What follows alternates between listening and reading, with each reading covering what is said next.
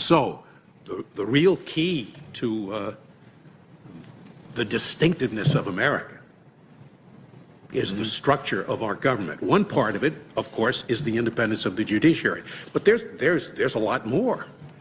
There are very few countries in the world, for example, that have a bicameral legislature.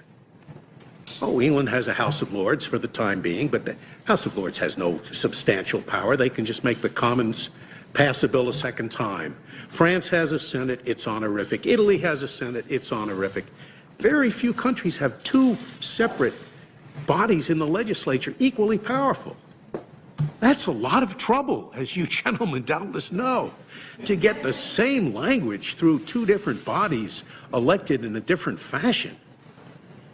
Very few countries in the world have a separately elected chief executive. Sometimes I go to Europe to talk about separation of powers.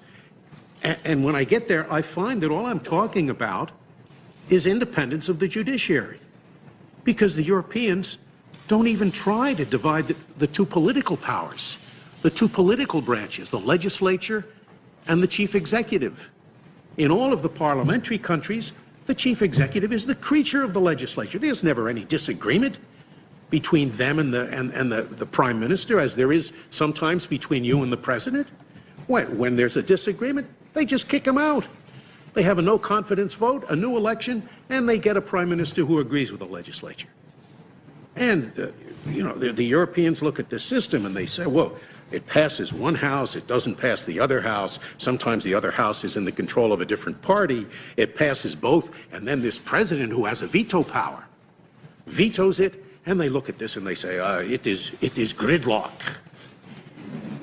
And I hear Americans saying this nowadays, and there's a lot of it going around. They talk about a dysfunctional government because there's disagreement, and the framers would have said, yes, that's exactly the way we set it up.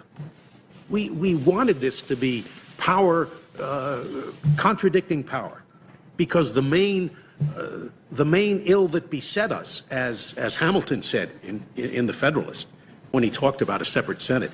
He said, yes, it seems inconvenient, but inasmuch as the main ill that besets us is an excess of legislation, it won't be so bad. This is 1787. He didn't know what an excess of legislation was.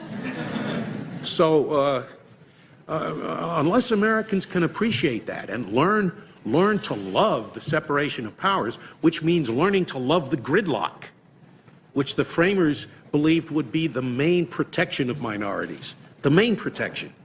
If a bill is about to pass that really comes down hard on some minority, they think it's terribly unfair. It doesn't take much to throw a monkey wrench into this complex system. So Americans should appreciate that, and they should learn to love the gridlock.